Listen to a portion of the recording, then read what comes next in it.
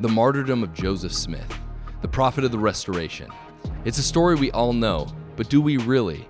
Today we're going to go through a few stories that you probably have not heard of, not only about the death of Joseph Smith, but about preparing for his burial and an awesome archaeological site that was found here in Nauvoo that very few people know about that has to do with a tomb that was prepared for Joseph.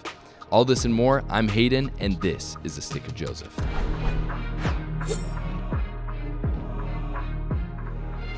Welcome everybody to another episode on the Stick of Joseph YouTube channel. Today we are doing it in a very special place. We are in an old Lutheran church in Nauvoo, Illinois. And it was also once the place of Brigham Young's headquarters for the church after the martyrdom of Joseph Smith. And we find ourselves here with an interesting cast and an audience of people that came with us on our tour. Let's hear from our live audience.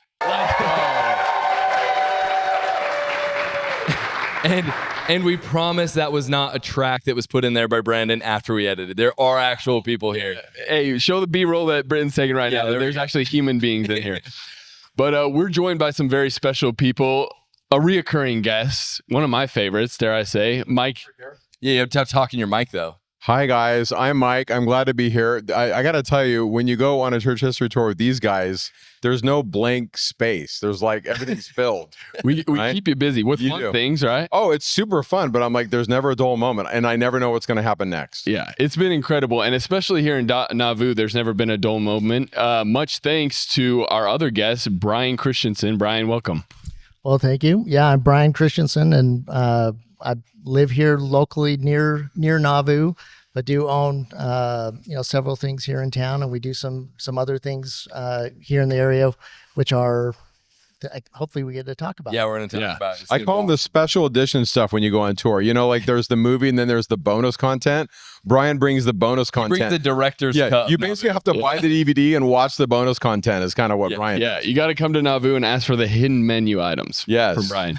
But I just have to recognize, Mr. Mike, do you know that it's been 2 years, 11 months, and 9 days since you were in our parents' basement talking about the Mosiah First Translation? I thought it was a lot longer than that. It's only been 3 years. A lot has happened since. Yeah, seriously. But we are so grateful to be out here being, spiritually fed by all the incredible knowledge that Mike has. And it's been such a great experience. And before we got to Nauvoo, I don't know why I was under this impression, but I thought as though that all these incredible historical sites were owned by either the Community of Christ or the Church of Jesus Christ of Latter-day Saints. But Brian, that's not true. And so help us understand what historical sites are under your, I guess, stewardship. Well, one of the most important sites that's actually down in the flats where the other historic homes are located is actually the home that was once lived in by Willard Richards. And that's significant on several levels. But most importantly, it was not only the place where Willard Richards, as the secretary for the prophet, where he would meet with the prophet often, but it was also where temple ordinances were also done according to the history of the saints. And and when you're on the second floor of the Willard Richards home and you realize that that's one of those original locations where those temple ordinances were done, it really brings a special spirit. And where it's in private hands, most likely because the home is part of the National Historic Registry, but because of not the Richards family, but actually the Reinbold family that came afterwards. So it'll probably always be in private hands because the church wouldn't be able to restore it back to the way it was when Richards was there. Mm-hmm. But it is a special, privilege and honor for us to be able to take people on tours and show them what's in the home. And it's also a place where you can stay because it is an operating bed and breakfast. We ran into we walked in today and someone was on the couch. He's like, "Bro, Latter-day Saints?" Yeah. He's like, "I didn't know this was part of the bed and breakfast." You have to pay extra for that. It's pretty funny. So that's cool. And then we also just barely came back from the Mercantile, and we're going to get into this later in the episode, is a proposed site for the tomb of Joseph Smith that was built before his death, or at least started to be built before his death. Correct. So in a quick synopsis, my family acquired the Zion's Mercantile in 2020. We knew about a red brick arch that was underneath the ground when we acquired it. A buddy and myself, once the deal closed, it was actually in the middle of the pandemic, so there wasn't a lot of people in town, and we decided we were going to Indiana Jones that hole. And we actually did find a vault that matched the dimensions of the vault that was designed by William Weeks. There were some things that pointed to the possibility of it being the tomb, and some possibilities of it not being the tomb. But as we researched it and found what was really important about the tomb is what the tomb meant to the prophet, doctrinally, and also how it tied into the martyrdom. And that's the thing that's important about it, not whether the vault we found is or isn't the tomb. That's awesome. So yeah, we're going to get into that in this episode. But first, what we want to do, and I think this would be a cool way to talk about both the Willard Richards home and Willard Richards, as well as the tomb, is talk about the martyrdom of Joseph Smith, because Willard Richards was there when the prophet was murdered in Carthage. He escaped, and we'll talk about the prophecy that accompanied that. But first, Mike, if you could, will you set the stage of the day that Joseph Smith was murdered? What happened, and then what happened to their bodies after? Share that with our audience. Okay, I know it's a big question. Hard. Every time I talk about a story, I always have to back up a little bit. But basically, in my view, it was a political assassination. There was a lot of politics involved in getting Joseph put in Carthage. They arrest him for riot because of the Nauvoo Expositor being disbanded, and then they can't get him on that. So a couple of guys in the Carthage Greys charge him for treason for putting out martial law on the night of the destruction of the press. And so they basically get him on that because it's non-bailable. So now he's in Carthage, he's held over. And the judge that signs the document, his last name is Smith, which is kind of ironic. Yeah.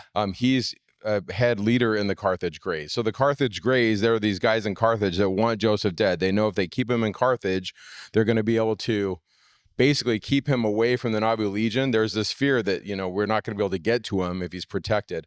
And so he's there for a couple of days in late June. He's killed June 27th, 1844. And so there's a couple places he stays in there, but on the day of the martyrdom, he's basically there with three other guys. He's there with his brother Hiram, Willard, and John Taylor.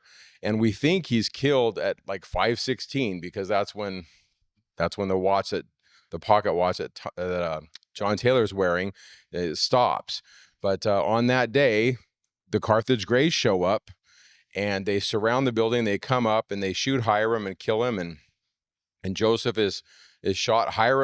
John Taylor shot, I think, 4 or 5 times, goes under the bed, and Joseph goes to the window and cries out, "My Lord, my God." There's a firing squad out there, and they shoot him, and he goes through the window to the well, and the mob goes out and checks on it, and Willard sees Joseph, and he sees John Taylor, and he makes a decision to take John Taylor into the adjacent room and take care of him, stop the bleeding, and kind of give him assistance. That's the official count that's kind of in the histories. Now, the accounts vary. There's lots of stories out there. And like I always say with you guys, I don't know, I wasn't there. But there are some accounts that somebody went to go and maybe cause damage to the body after Joseph was killed. And so there's some accounts out there. Did you want me to talk about let's talk about that, because I was surprised about this. I know everyone on the bus, I think how many people knew about this account with the pillar of fire before? It's like 2 or 3 hands of the 50 people that are here. This was something that I thought was very interesting. So if you want to share about this account, and once again, this wasn't included in the official history of the church, and B.H. Roberts gives his reasons, and people can I can read that. Yeah, and Jackson's going to read that reasoning later. But no disrespect to B.H. Roberts. Like, I don't know, I wasn't there, but whenever I look at these accounts, one of the things I like to do is say, okay, who was there? I always go to who was there and who gives us the earliest account. And if we look at who was there and what they say, it's at least worth looking at. So there was this one guy there. There were a lot of people there, maybe as many as 200 in the Carthage Greys. And one guy, his name is William Daniels. And this is what he writes. He says, after Joseph was shot and he's down there by the well, he says, "They all stood like marble statues, not having the power to move a single limb of their bodies." And then he says, "By this time, most of the men had fled in great disorder. I never saw so frightened a set of men before." So he notices people are filled with fear. And then he says he sees this light. And he says, "This light in its appearance and potency baffles all power of description." So he sees that as some individual goes to harm Joseph's body, as it were. And that we think this guy's name is William Webb. He writes this is what William Webb writes. He writes this in the book called The Martyrs. He claims to be the man who attempted to decapitate the prophet when the pillar of light burst upon him. Another man named Brackenbury also claimed to have seen the miracle, according to the Atlantic Monthly in 1869. So now later historians will look at this and say, what do we do with this? And I see why B.H. Roberts maybe would look at this and say, maybe this is too fantastic. But as somebody who likes to look at stories, I say, well, we should at least talk about it, right? I mean, but like, let's think about it. That was too fantastic, but Joseph Smith seeing God the Father and Jesus Christ, that's not too. The 4 other accounts of Latter-day Saints, especially in the Kirtland era, seeing the Father and the Son, the numerous amounts of angels, like that is like not too fantastic, but for some reason, this account from the people who were killing Joseph Smith, they had no reason to try to make it feel like Joseph Smith somehow had this miraculous protection from heaven. Yeah. They're the ones who recount this, but for some reason that one isn't. Yeah, I mean, it's worth considering. Now, I got to say this. This is just the way I view it. I'm grateful, for one, that John Taylor and Willard Richards survived, because had they not survived, I don't think we would get what I would call a faithful witness testimony of this. But because they're there and they live to tell about it, and we have the Doctrine and Covenants where it's canonized, where we hear about this, I'm grateful, because I would personally, as a Latter-day Saint, not want to trust the witnesses of the enemies of the church with the whole account of the story. But when you look at the landscape of these things, at least I find it super interesting and worth telling. Yeah. And so was this guy, William Daniels, a part of the mob, like self-professed? I believe he says, yeah, because he's there. He's part of this. Now, here's the thing. And there's different stories, right? There's one story of a guy who's like not even part of the mob, and they're like, hey, come on, we're going to go lynch this guy or whatever. I don't know. I wasn't there, but my guess is not all the guys there were necessarily in the inner circle of Thomas Sharp's Hate Joseph Club, right? There were probably a core group of guys that were the instigators, but probably other guys that maybe were out on the periphery. But there were a lot of guys there. And to this day, I don't think anybody really knows how many were there. But my guess is he was. And then this, obviously, Daniel Webb, this Webb character, probably, you know, he says he was. He says he was the guy to do it. So yeah, it's really interesting. But like I said, we're swirling in the mist of history, right? And we see through a glass darkly, as it were. Yeah. You had something to say, Brian? So while I've been out here, there's 2 accounts regarding the pillar of light that I've become aware of. And one is there was a couple guys that are also, you know, anti-Mormon, but they were in a town called Appanus, which is about 20 miles away from Carthage. And they actually wanted to leave from Appanus on the day of the martyrdom, and they wanted to go to Carthage and kind of join up. But as they only got a couple miles away from Appanus, so they were still about 20 miles away, they got scared because they saw this flash of light, and then they turned around and went back. So they weren't connected with the Carthage Grays. They certainly wouldn't have heard about it, but they recounted that story to a member of the church who was a well-known seamstress at the time. And so the pillar of light happened in Carthage. It was also counted for in Appanus 20 miles away, and recounted, you know, at the time. But then also the reason why the people that were in the mob were able to get off from the crime was because there was somebody that was there that was not a part of the mob who was going to testify against them. And so imagine him standing there with the jury of his peers talking about, well, yeah, there was this flash of light and there was all this amazing stuff. Well, then they obviously were able to portray him as a you know, crazy loony person, and as someone loony. And so they were able to get off on those charges. And so, wow. I mean, when I first heard this story, and then having spent time in the Sacred Grove, which before this church history tour, I hadn't been to the Sacred Grove. The only place I'd been is Kirtland. And I just found it so beautiful, the idea that the story of the restoration starts off with a pillar of light coming down on Joseph, right? As a testament of his divine calling as a prophet, a young prophet boy, 14 years old. And then the end of his story, ending with a pillar of light, once again, as a testament of his calling as a prophet. Like that, just, to me, that's a beautiful bookend to the life and mission of Joseph Smith. Yeah. And I just kind of want to read the firsthand account of this William Daniels guy, talking about the ruffian, right? And this is from Carthage Conspiracy. Yeah. Written by Dallin H. Oakes and who else? Can't remember. Okay. We'll- Don't have his Sorry, notes. other guy. We can look it up and throw it in the edit. Yeah. Yeah. But this is what he says, okay? He says, the ruffian of whom I have spoken, who set him against the well curb, the well that's right outside the window, now secured a bowie knife for the purpose of severing Joseph's head from his body. He raised the knife and was in the attitude of striking when a light so sudden and powerful burst from the heavens upon the bloody scene, passing its vivid chain between Joseph and his murderers, that they were struck with terrified awe and filled with consternation. This light, in its appearance and potency, baffles all powers of description. The arm of the ruffian that held the knife fell powerless.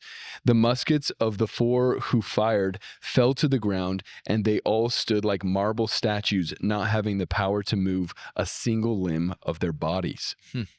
So right there in Carthage Conspiracy, written by Dallin H. Oakes and Marvin S. Hill, who's a professor at BYU, we have this interesting account given by one of the people that was there. Yeah. And once again, when you look at history, those firsthand accounts, that's money. That's what you want to get those.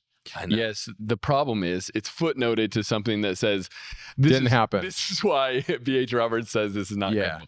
And I'll just read this because it honestly doesn't make too much sense, but I'm curious to hear your guys' thoughts. So this is what B.H. Roberts says of why they didn't include it in the official church history.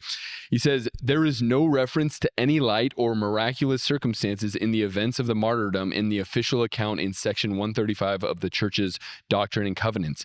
B.H. Roberts, the Mormon historian, has his comment on the Daniel's account. And he says, the story of Daniel's is incredible, not because it involves incidents that would be set down as miraculous, but because the story is all out of harmony with what in the nature of things would happen under the circumstances, and the incidences he details are too numerous, too complicated, too deliberate, and would have occupied too much time to be crowded into the space within which necessarily they must have happened, if they happened at all. Okay, so I'm not going to argue with B.H. Roberts. He's got way more credentials than I have when it comes to this kind of thing. Yeah. But I will say there are 3 individuals who said they saw it. Yeah. Webb, Daniels, and Brackenberry. And then Do with it what you may. I'm interested to see more. I would love to see the sources on that. And then we the can put them in the link in the description for those ones that you mentioned as well. So Mhm. I found that to be really interesting, and that's something I had never heard of. And this is what this church history tour has been for me, and I think a lot of people here, is just learning things that I'd never heard of. As being 30 years old in the church, and I've spent quite a bit of time learning church history, but there's so much. I got to tell you, when you put this together and you said who wants to go on this is a definite crowd where they ask questions I'm not used to getting. Yeah. So a lot of times they'll ask a very detailed question. I'm like, I know it's in my notes. I'm going to have to look that up, because they're always questioning things. And I think that's a tribute to what you do, of how you approach not only history, but the gospel with, you're just curious and you're constantly asking things. And I can't tell you how many conversations I've had with you where you'll ask me something, or we'll be talking and we'll come up with a question. I'm like, I have no idea. Now I have something to go read about. Yeah. So I think, to me, it's exciting Mhm. to keep asking those kinds of questions. I agree. Yeah. The only reason I want to make this comment is because it's not a thought that I've ever had in my mind before, and so I feel So like right it's now from in the this Spirit. moment, yeah, unfiltered. is that when you read that, the thought that came to mind is the reason why it doesn't comport with DNC 135 is because Willard Richards and John Taylor would not have witnessed the pillar of light. They would have been in that Him stopping in the bleeding cell. of John Taylor. They would have been in that cell where they wouldn't have had the light come through. Dang. So they wouldn't have witnessed it. It's also interesting that we do have church history accounts where people see things and other people in the room don't see that aspect of it. They see a different aspect of it. So once again, what I see depends on where I sit. Yeah. I mean, because we talk about in there's multiple accounts. I think when Joseph Smith and is it Parley P. Pratt, the C-76 or DNC, Yeah, 76. DNC 76, they're sitting there and people are in the room watching them, Yes. and they're calling out what each of them are seeing, and they're like, I see that too. And no one else in the room can see it. And so there's something about like our spiritual, there's a lot of talk in the early restoration about spiritual eyes and things like that. Yeah. But the nature of divine manifestation, there is a physical element to it. But I mean, a veil is parted for those who have made the sacrifices necessary to have that veil parted. And if you are in the vicinity of someone and you haven't that whatever is being shared is not for your eyes, you're not going to see it. So that's something else to be said. Yeah, I think it was it Philo that says, "I felt the power, but did not see the vision." Yeah. And I think that's kind of what you're talking about, for sure. Yeah. So Joseph, he's murdered at Carthage. And then what happens next? Because you, sir, are the owner of what you deem to be a potential candidate for Joseph Smith's tomb. But I had never even heard of this. I always thought that Joseph was buried.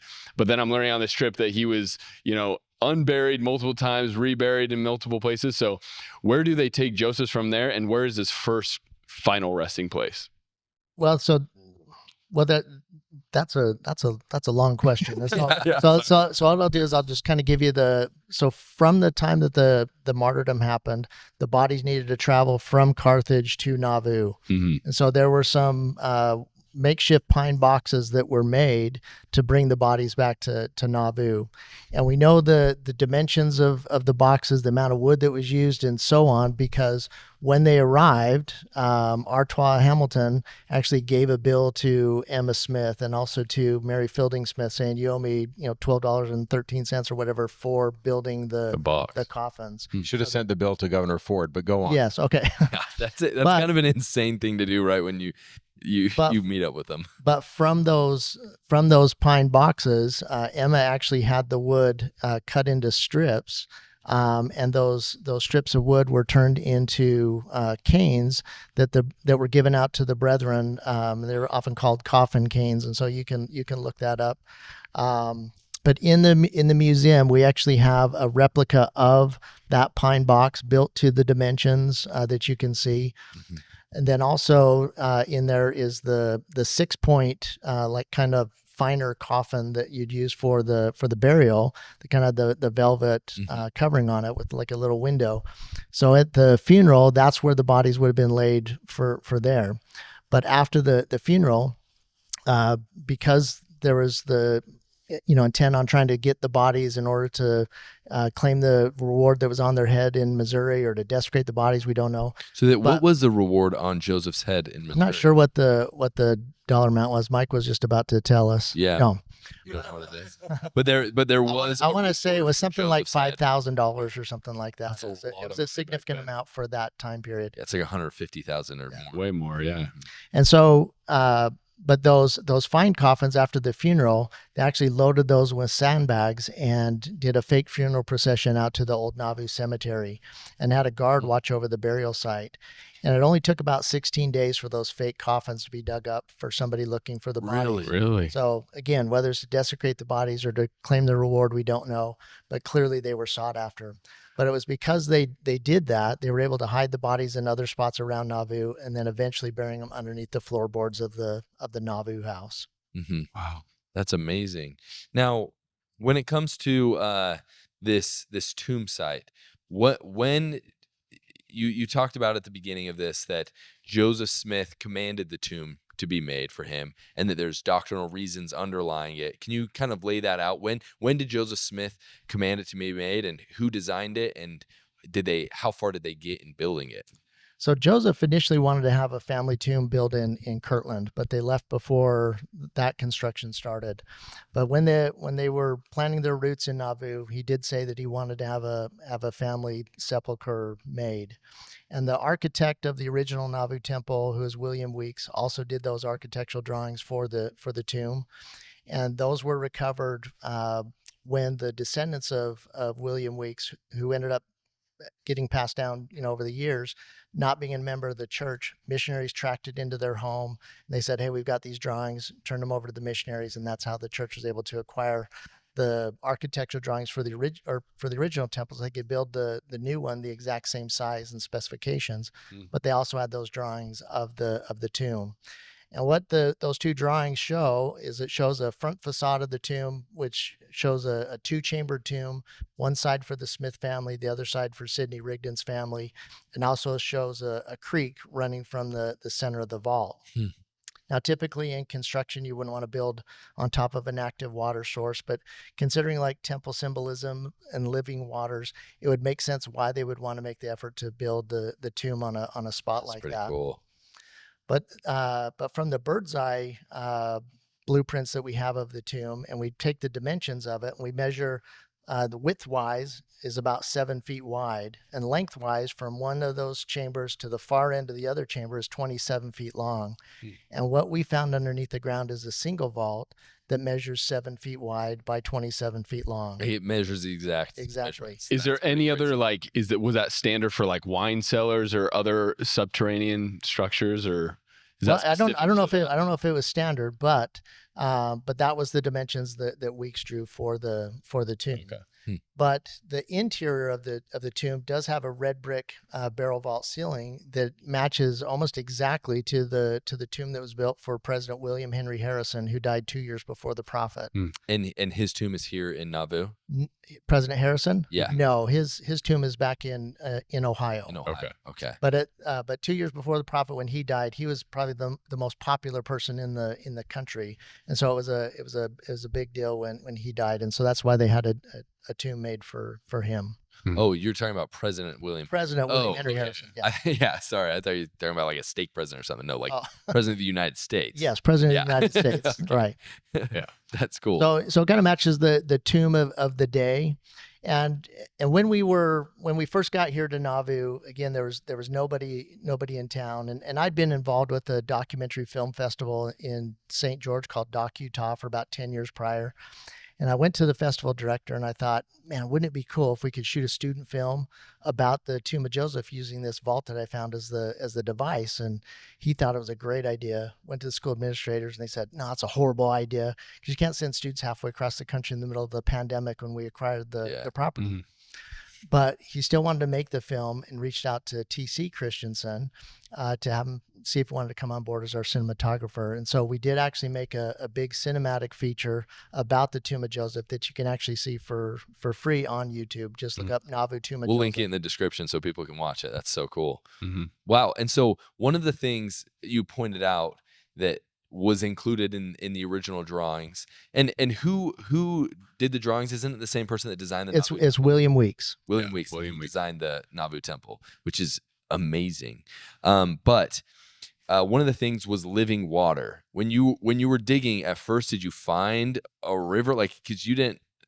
Talk a little bit about that. So the reason why we decided to build the museum there wasn't because we thought we had the tomb. We thought just being in the shadow of the temple, because we're just kitty corner from the temple. Yeah. And we'd heard that there was a history conference before we acquired the property where one of the historians talked about the possibility of the tomb being in front of the mercantile because he found a reference talking about the tomb being built off the southeast corner of the temple. Okay. And where the property is located is due southeast off the corner of the temple.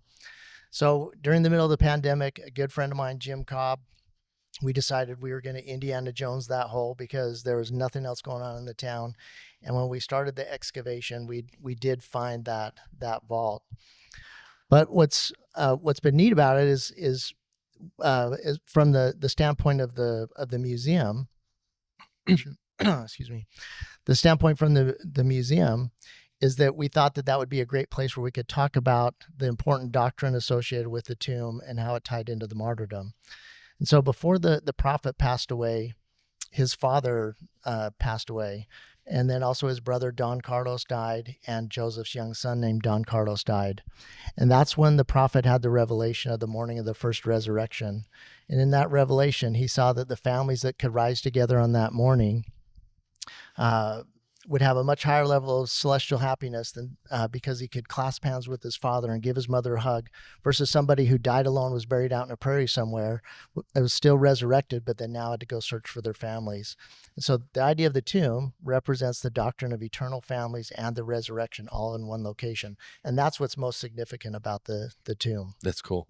So coincidentally enough, as we started the excavation and we got down to the just about the floor level of where the vault was, as we started to dig towards the vault wall, we ended up finding a well underneath the ground.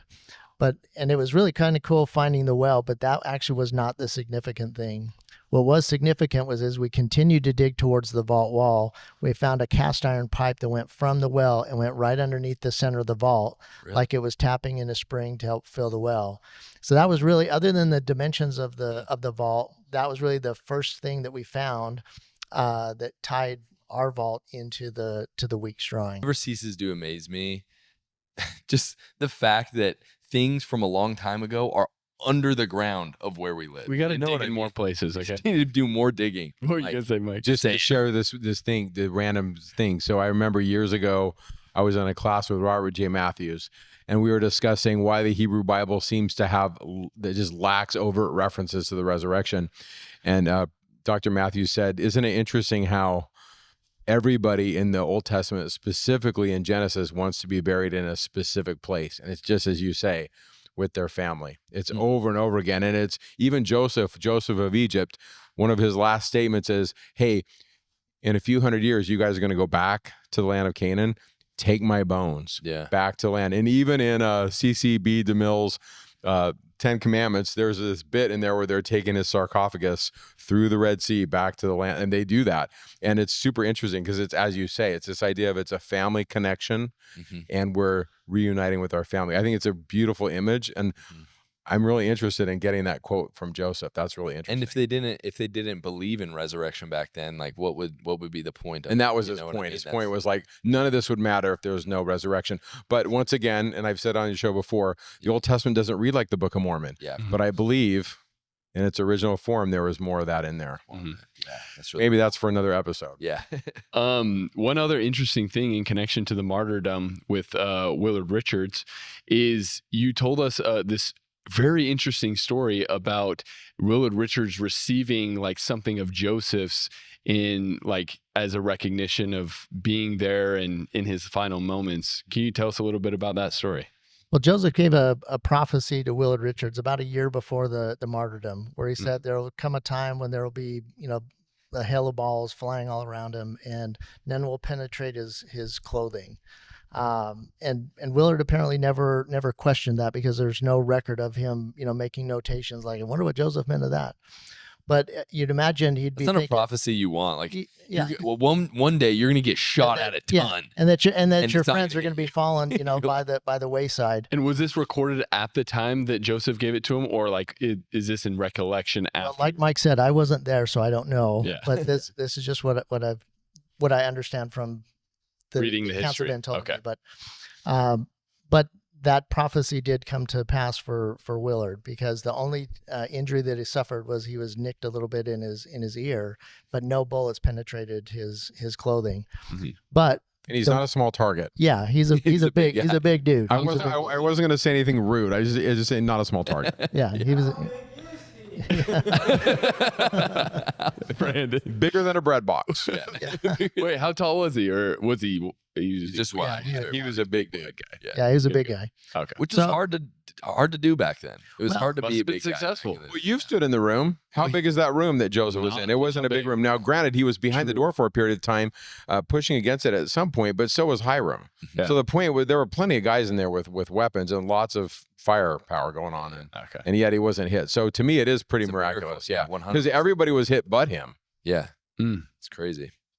Well, and the jail was all made of stone, so any bullets coming in from the windows or from the doors would have been ricocheting around the room, and so the chance of him not being hit is slim to. No, he was not slim. That's what Okay. I see what you did there. That was good. Sorry, Willard Richards, about the fat jokes, man. Sorry. but it was certainly miraculous. Yes. And so, but before they went into the jail, when Joseph asked Willard to be there, Willard told Joseph, he said that if you are found guilty of treason and subject to be hung, he says, I will hang in your stead, which means that Willard would be willing to die on behalf of the prophet to let him live. Well, after the martyrdom, when Willard basically had to escort the bodies back to Nauvoo by himself, because John Taylor was still back in in Carthage being taken care of with his wounds. He was the lone apostle in the town to try to console the town that had just lost the prophet. Because they were all on missions, right? The rest of the apostles? They were on missions, or they were out campaigning for Joseph as president. But yeah, everybody else was gone. But when Lucy Mack Smith heard about what Willard was willing to do for her son, she did want to do something special for Willard, and so she actually gave him a keepsake, and that happened to be Joseph's baby booties, and that was one thing that we were able to show the people on your on I your got to tour. hold those in my hand, and honestly, it was just such a surreal thing. Like, I've held other old ancient artifacts before, and I just try to like imagine the last time in which that was used by the person that owned it, and it's just such a surreal thing that was something in the early years of Joseph's life, like he would have used. And well, very surreal. The thing that touches me about those shoes in particular is that when you think about the kind of the theme for the pioneers is the faith in every footstep. For Joseph, that was his very first footsteps in those little booties. And so when you think about the mission that he served, and that those steps started literally in those shoes, it not only, confirms, where he is as a prophet, but also confirms, who he is as a man. And Willard was there for his final step. One of the things that impresses me when you share the story about his loyalty, how he was like, I would die for you. I think about the Lord can do a lot with us in making up our faults, but rebellion is difficult to cure. So if my heart is pure and I'm loyal, God can work with that. I'm going to fall down, but if I'm loyal to him and I keep getting up, we're going to get there. But that rebellious spirit where you're just an enemy to the truth, that's a difficult one. Yeah. And so I think there's something to be said about that loyalty that both these two men had with these guys. And maybe it's an invitation to us today when we come across hard things in church history. What are you going to do about it? Are you going to be loyal? Because I guarantee that John and Willard both had times where they had to question their faith, but they were loyal. And there's something to that. And one thing, it was a beautiful image as we sat in Willard Richards' home and held those baby shoes is thinking about Joseph and Hiram. Now, Joseph was charged for treason. He had to be in Carthage jail, right? I don't remember if Hiram was on that paperwork. I don't know. Off the top of my head, I'm not sure. Yeah. But Joseph for sure had to be there. Someone fact check it. Was Hiram also charged? Yeah. Let us know. I'm putting it to work. Joseph was the mayor, and so the city council did vote on what to do with the press and those kinds of things, and the buck does stop with Joseph. But at the end of the day, everybody wanted Joseph. The Carthage Greys, they literally were known of saying this, and by the way, Thomas Sharp said this in the editorial on like June 11th. He said, we've had enough of this. We must answer them with powder and ball. And a common phrase that the Carthage Greys would use was, if the justice won't get them, powder and ball will. Yeah, it says Hiram was charged with the same crimes as Joseph Smith. Okay, so but they want their blood. It's not. We don't want justice because they knew they weren't going to get them legally, but they just wanted to trap them so they could kill them. So independent, Joseph and Hiram together as brothers and holding those shoes, and you brought up an image of, and I have 3 children, and I remember my oldest, when my second oldest was learning how to walk, would help the other one learn how to walk. And you pointed this thing out that maybe those boots were Hiram's boots, and then they were passed on to Joseph because they're poor. You know what I mean? It's not like they're buying new baby shoes like we do today. Like those were no Baby Gap. Right? They didn't go to Baby Gap. Baby Gap. And so this idea that maybe Hiram wore those shoes, and then Joseph wore those shoes, and maybe Hiram helped Joseph as he was taking his first steps, and then both of those brothers dying together. And obviously it touches my heart because I love this guy, and I'd like to think that we'd die for each other too. But just the loyalty between the brothers, the loyalty of Willard Richards and John Taylor, and then it's also a story of disloyalty, of people who made covenants to protect Joseph and to be true to him, and they betrayed him. William Law is one of those. Yeah, 100%. Right? William Law was really close with Joseph. They had a falling out, and it did not go well. Now, in my pie in the sky, Mike Day, kumbaya, spiritual eyes, I want to see William Law and Joseph embrace as brothers again and be together. That's my hope, because I see the humanity in him. Even though he was an enemy to Joseph and did some horrible things, I hold out hope. But at the end of the day, like all of us, we have to decide. We have to decide to put down the weapons of rebellion and walk in the light. And I hope he does. But yeah, it was a really rough, I would not want that to be a decision that I had made. So, but it's so hard, isn't it? Yeah. So, and I know maybe this isn't the point of the show, but I think about this a lot. The Lord did set up circumstance whereby Joseph would and could be martyred. I mean, there was a lot of moving pieces. This story, it's ending in June 27, 1844, but it really begins way back in Ohio. And then the dominoes just start cascading through Missouri and into Illinois. I mean, there's a whole arc of history going way back here. Yeah. One thing that came to mind as well is that Joseph and Hiram weren't the only Smith brothers that were affected by the martyrdom. Yeah. The younger brother Samuel, who was the first missionary for the church, when he heard about what was about to happen in Carthage, he rode, like sprinting to Carthage. That actually spooked the mob, because they thought, oh my gosh, the Mormon battalion is coming. So they dispersed, which was good. But while he was being chased, on horseback, it did something with his internal organs or something. And so soon after the funeral, he passed away.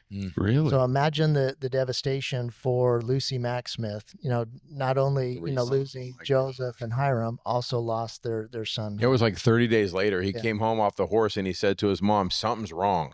Something happened, and he was never right. And he died about like 4 weeks later. That's awful. Yeah. That's awful. So much So imagine you lose 3 sons. I just can't even imagine. Seriously. One other interesting thing that you taught us was about Joseph's last discourse, right? Was that to the Nauvoo Legion? No. Right? Or you mean the last commandment that Joseph Smith gave to the thing that he gave on June 23rd, 1844 to the Nauvoo Legion, like disbanding them? Was that? That was actually Karen that that read that. Okay. So I wouldn't be able to speak. Yeah, this is super cool. Karen shared with us what she says was kind of Joseph's last like public sermon, and it was to disband the Nauvoo Legion. And because the Nauvoo Legion, correct me if I'm wrong here, but had grown to almost 3,500 men, and the United States military was just over 6,000. And so it's just about half of them. And so this was a speech that was given by Joseph Smith just 4 days before he was murdered in Carthage. And there's some really interesting parts in here, but I'll just read it. It's pretty short. It says, Joseph says, I wish to render you my thanks as soldiers under my command as your general. I forget that Joseph Smith was a general as well. He was a lieutenant general. The only other person that held that rank was George Washington. That's so beast. I wish he would have been president. Then that would have been some crazy titles. But he continues and says, you have done faithfully your duty in guarding this beautiful city and in preserving the lives of all the people as well as mine in a special manner. I have seen you on duty without shoes, on comfortable clothing, and if I had the means to buy or I could obtain those necessary things for you, I would gladly do it. However, I cannot mortgage any more of my property to get even $1. But I will say, you will forever be named the Nauvoo Legion, and I have had the honor of being your general. You shall be called the first elders of the church, and your mission will be to the nations of the earth. This is really interesting right here. You will gather many into the vastness of the Rocky Mountains, which will be the center for the gathering of our people, and you will be faithful because you have been true. We always think about, at that time, Missouri was the place of Zion, the gathering place, right? But he's talking about how they're going to go to the Rocky Mountains, and that's going to be the new center gathering place. And then he continues and says, there will be many that come in under your ministry, but because of their much learning, they will seek for high positions and seek to raise themselves in eminence above you. But you soldiers of the Nauvoo Legion will walk in low places unnoticed, and you will all know that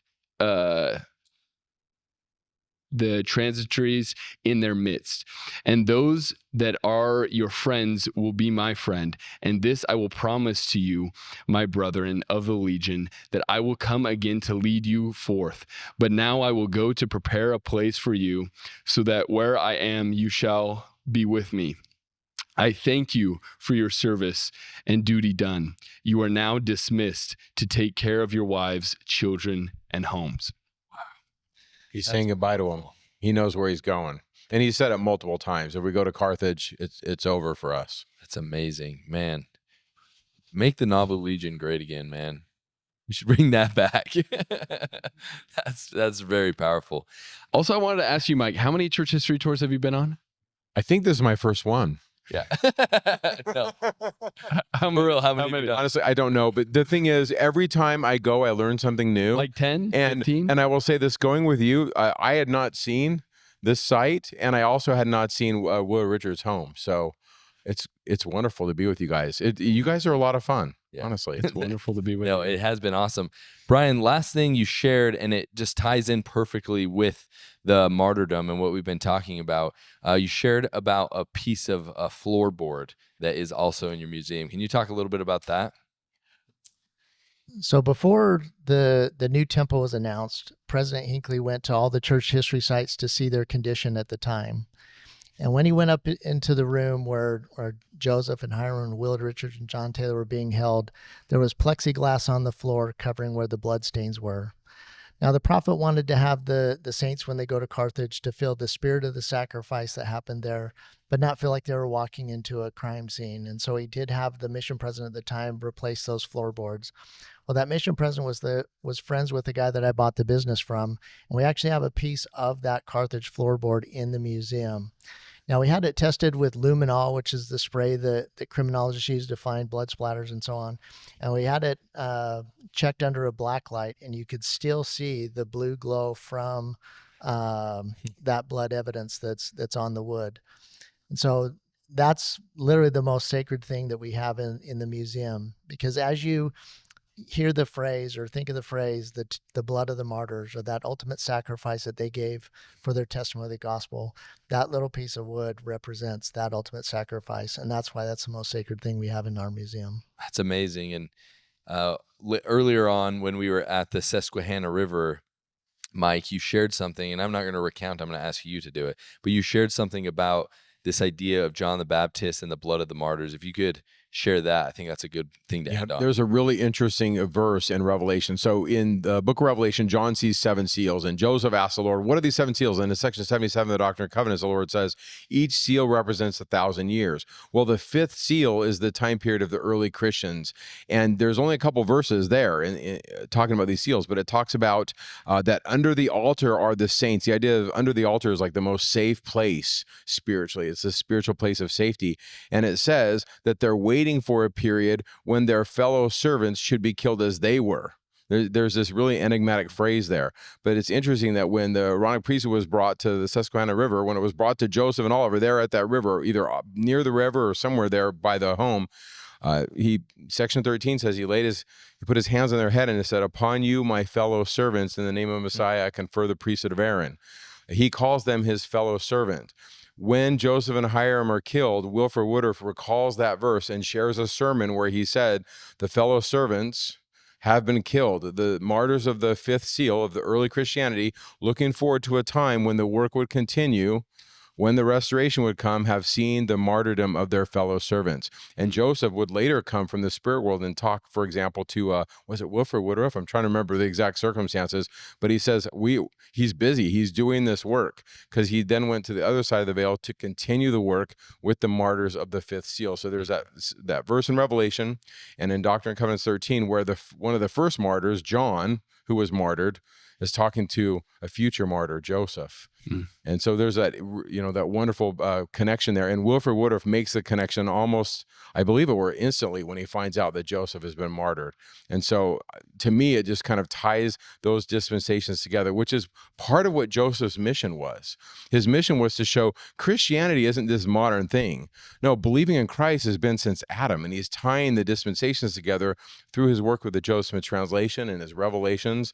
Truly, the Church of Jesus Christ of Latter-day Saints, the prophetic mission of Joseph Smith spans more than just since 1820. It spans all of human history. Puts into perspective, and I don't think we think about this enough, the blood that was spilt for what we now enjoy. Now, we talk about it often with America, right? Having a land of freedom, the blood that was spilt there, and then later in the Civil War. But think about the Christian blood that was spilt. Those who gave their very lives in the protection of the records in the Book of Mormon. And all of the blood that was spilt over those records and the sacrifice that was made. And it's amazing to have this idea of John the Baptist, someone who paid the ultimate sacrifice, bringing Joseph Smith into the club and saying, you too will pay that ultimate sacrifice. And as men who hold the priesthood and as women who participate in priesthood ordinances in the temple and things like that, and we all are beneficiaries of that authority, that priesthood authority, we need to remember that it costs the best blood of thousands so that we can enjoy that. So I love that. That's what this trip has been, completely life-changing for me. And I just appreciate Mike. I appreciate you, Brian, all of you that came. If it wasn't for all of you, it also wouldn't be as good. So Give it up for yourself, studio audience.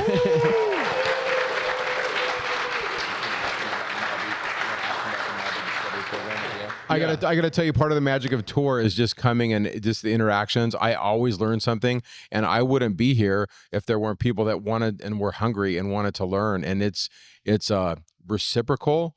And it's synergistic. It's just like this wonderful energy of talking about sacred things at sacred sites, feeling the spirit. I feel like there's a little bit of heaven and a whole lot of fun humanity every time we do this. It's wonderful. And you guys have been a joy, seriously. I know we had a funny conversation. I'll kind of out you here, Mike, but I don't think it's, against our, trust here. But we had a conversation where Mike was like, hey, so we have this next 3 hours and I have a couple presentations, but honestly, I'm not used to like presenting this much because usually people want to sleep and rest, but I don't know what's up with this group, but they just want me to keep talking.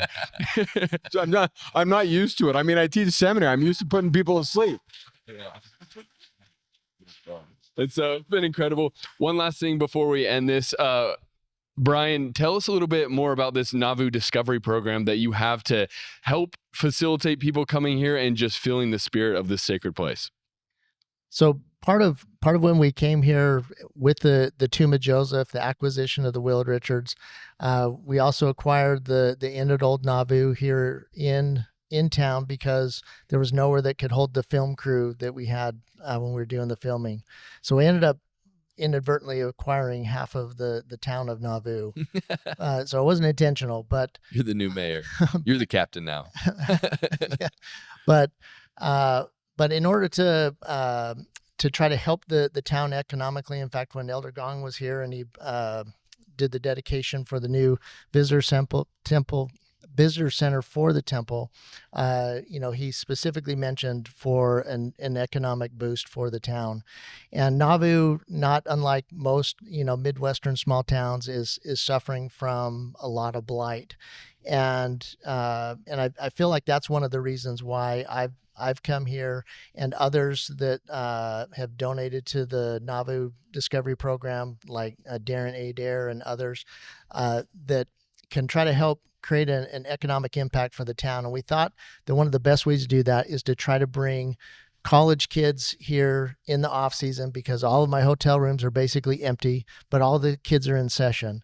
But because of the pandemic, all the schools have online classes that the students can take. And so we thought, what an opportunity for students to be able to come to Nauvoo, make Nauvoo their campus, but then just continue their education, through the online stuff. So they still be at BYU or BYU Idaho or wherever, but then just live here in Nauvoo for a semester.